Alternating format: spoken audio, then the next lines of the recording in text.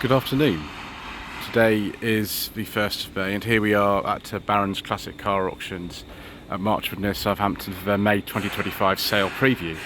I've got here much earlier than I normally would do of any given month, and actually I've made a mistake. I've come here on a day when they are still around here photographing some of the cars and not all of them are here. So I can't actually get here any later in the month. I'm busy all next week, so we're going to have a shorter video than usual.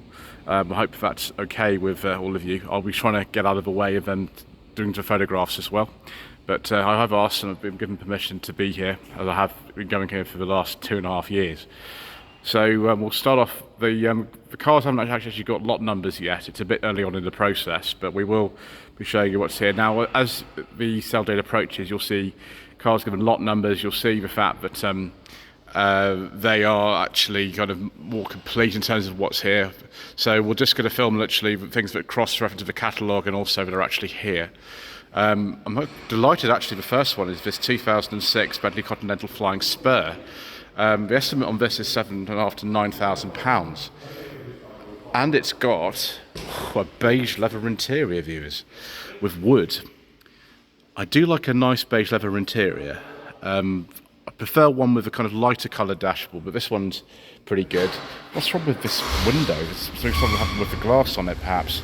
I'm not quite sure, but looks inviting enough in the back if we open this door. Oh, they're moving around another Bentley there. That's got the V8 this has got the W12 engine. So I don't know what happened with the glass, perhaps the tinting's gone wrong, I'm not quite sure. But it's very nice nevertheless. We'll get out of the way actually of the doing over there and we'll have a look at this 1953 Dler Empress. I have never heard of one of these. It I think dates from the Docker era of Daimler. The people used to own Daimler, or rather the BSA group that actually was in charge of Daimler at the time in the 50s, were Lord and Lady Docker, and they made a series of extremely extravagant cars, particularly Lady Docker herself, which were sort of not particularly well received by a traditional Daimler customer. But this is a Daimler Empress, 38 to £42,000. If we open up this door, it's very well engineered actually, this door. Feel that, wow. Look at this, isn't that extraordinary dashboard? You'd have to be a very, very wealthy person to be interested in this. Look at this little cabinet on either side of it as well. It's only got 2 seats. My gosh, why they didn't give it 4 doors, I don't know. It's perhaps the fact that you know, you just wanted to look at it. Look at that automatic gearbox there as well. The lines on this car are absolutely stunning. I don't know what the equivalent in 1953 would have been in terms of the list price of this, but that is absolutely beautiful. So we're taking the Flying Spur outside some photographs, so we'll have a look next at this Jaguar XJS 4-litre facelift. Got 107,000 miles. Just going to close the shutter, which is a bit better for me anyway, means I can just walk around here unimpeded. 107,000 miles, 995. Very late one actually, the product actually finished in 1996 for these. Look at this beautiful beige leather interior with wood. I like this very much for you. That's in at £9,000 to £12,000. XJS prices can be all over the place actually, but this one's a really nice one. And it's in nice spec. I would prefer personally a darker colour than this, but it's still really, really good. And it's just got the nicest interior. It's actually got piping with the beige leather as well. Oh, viewers, that is tasty, tasty. Next, we've got a Bentley Molsan Turbo. This one, the description is not very full at the moment, but it's a 1985. It's got the later headlamp conversion on it, and the estimate's only £5,000 to £6,000. Can you believe that? £5,000 to £6,000 for this. Very sort of early 80s interior with the green leather and bits of, I don't know what that'd be, like Alcantara in the middle. I've driven a Bentley 8 from 1986, it was similar to this. That had also had, I think, the headlamp conversion done. The headlamps like this only came in 1989, so it's definitely had those replaced at some point, which is fine, I don't mind. I cannot believe how cheap these are. I mean, obviously they cost a lot of money to run, but they are very, very nice cars to drive. See, we're going to need a rear lamp on there, aren't we? Funnily enough, the bumper's not too badly damaged. It's not particularly damaged, it's just this lamp here, but it's only that one. How much that would be though, I don't really know. Oh, it's very nice though, viewers. I can't resist opening the door. Yeah, we're going to need some wood sorting out in here, aren't we though? The smell. It's got a bit of that Bentley smell, hasn't it? It's very nice. Right, next lot. Next is this 1976 Ford Mustang. I think this is a Mustang 2, isn't it? V8 gear. It's actually a right-hand drive UK registered car. I didn't realise you could get these in this country, but here it is. It's actually got right-hand drive. It's not the sort of gears that I would normally see. I mean, the sort of Granada gear or anything like that. But we've still got wood, and I think that's leather, part leather anyway. I don't really know what to say. It's a metallic brown, 2 previous owners. Excellent condition. Yes, it is. There we go. There's a gear badge. I did not expect to see this in here at all. The estimate on this is £17,000 to £20,000. Is that worth it? I don't really know.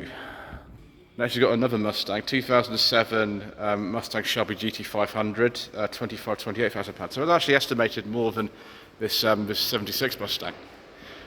At the time, these weren't available in right-hand drive, so this is a previous generation car. The current ones are.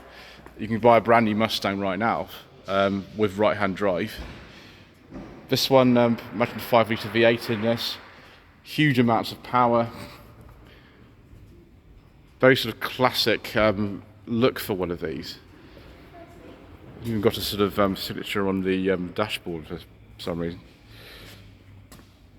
Vibrant red with performance white racing stripes of descriptions, so I think that's a very apt one. Perhaps it's awaiting registration or something like that, because I haven't got any plates on it at the moment. Next we've got this beautiful 1976 Ford F250. Estimate on this is £20,000 to £24,000. This car has been fully restored. The truck, I should say, super cab model. Just put the camera inside here if we can see. There we go. It's quite high up. I must admit, because I don't know anything about things like this, I'm really bad on anything American. I don't know anything about them, but it is very nice. I don't know where enough I'd park that though. It's absolutely huge.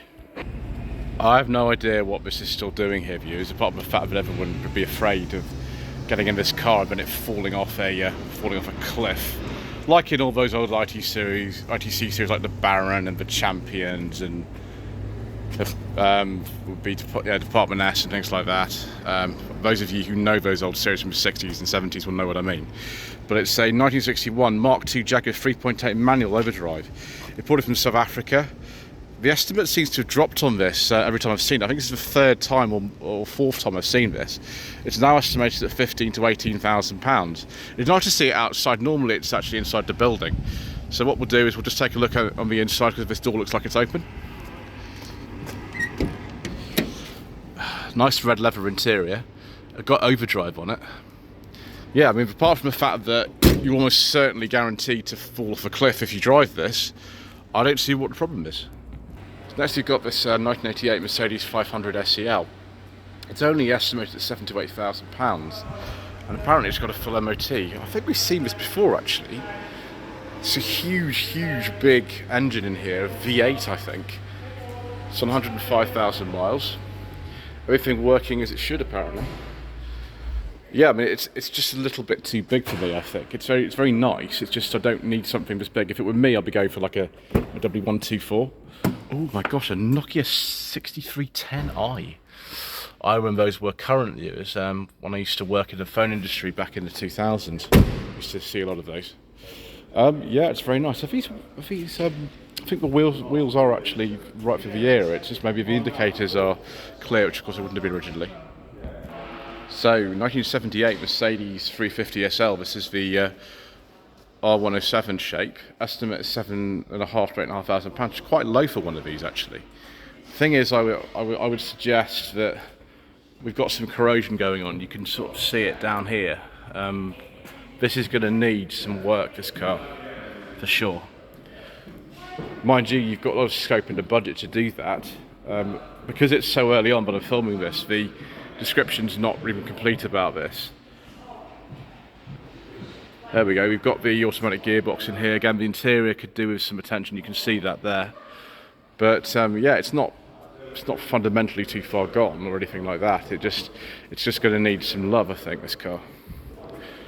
But yeah, values of these for nice ones are actually quite high, so there we go. So next we've got this 1959 MGA, standard 1.5 model. This had a restoration carried out last year, including shock absorbers, carburettor, engine rebuild, crankshaft bearings, and overhaul of the cylinder head with a service. It's imported from America in 2015. Estimate is £11,000 to £13,000. That'll do to do with the paintwork, actually, I think. The paint is quite faded, unfortunately. It could really do, possibly, with an entire repaint. If it was done, though, I think it'd be worth a lot more money, probably maybe double that if you did a full respray on this. Because the mechanicals do sound like they're quite fundamentally good. Also, someone's actually fitted these exterior door handles, which these didn't actually come with, made to make it easier to kind of open and shut when you have the side screens in place. But yeah, there we go. A little bit more expensive is this 1949 MGTC. This is almond green with tan and wood interior, so we do indeed have a beige leather interior with wood. I love the indicator switch on this, right in the middle of the dash. It's very common on older cars to have something like that. Yeah, 15,000 to 17,500. This particular one's estimated at. It's not perfect or anything. I can see some of the paint. You can see there's not perfect on it, but if it was perfect, it'd be more than 20,000 perhaps. It's very nice. I like the colour on that very much. So the most expensive estimate of all is this 1967 MGC. So it's the first year they made these. Not an MGB, of course. MGC with 6-cylinder engine. 16 to 19,000. Two former keeper car, recommissioned after being off the road for over 30 years. It does look very sound. The paintwork is better than the MGA. I quite like this fuse. I'd like to try an MGC. I've driven a couple of MGBs. I'd like to try an MGC as well. And we've even got this probably 1980s tape player in there. Next we've got this beautiful 1972 Volkswagen T2 camper van, which is in, well, a very unusual shade of black and pink. 60,000 miles apparently this one has, 3,000 miles since an engine rebuild. It's not perfect or anything like that, it's really been used. Are those seats out of a Golf or something, or are they something else entirely? They obviously not original to the van. Bay windows like this are worth quite a lot of money, so I'm just to see how much this one sort of goes for. It doesn't actually say what seats are sort of fitted. There's a bit more information on here about people who've worked on it, things like that. But yeah, it's not my kind of thing, but I think somebody will find that to be absolutely extraordinary.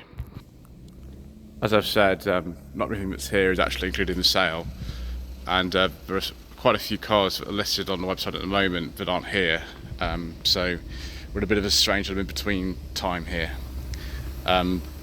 Just going to wait for them to reposition this Metro here, and then we'll have a look at that. Actually, before we do, we can have a look at this beach buggy. This is in the sale. 72 beach buggy, 1300. It's a Plan B, whatever that means, a short wheelbase one. Estimate is £9,000 to £11,000. Now, I can't admit that I know anything about these things really at all. Apart from the fact that this one is here, and it's looking very, very 70s indeed in that colour. Extraordinary thing. So, 1989 MG Metro 1300.